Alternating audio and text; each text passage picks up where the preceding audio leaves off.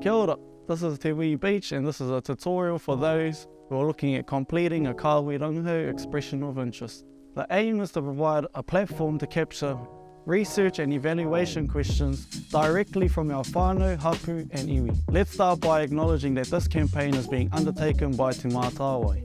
Next, tell us about yourself, your name, your number, your email, or your marae, hapu, iwi. Let us know what kāhui your study will take place in and if your project has an iwi focus.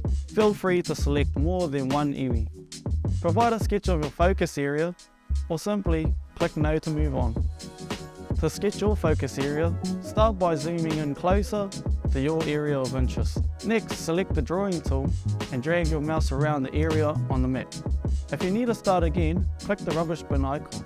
Choose from either research, evaluation or both.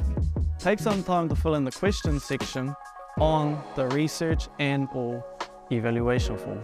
To give us a brief overview of what your project will be focusing on and who it will be for. Select one or more focus areas. Once Te Mātāwai has received your completed Rangahau expression of interest form, your expression of interest will be processed by one of the team at Te Mātāwai. You will be informed about the next steps of the process by a member of the team.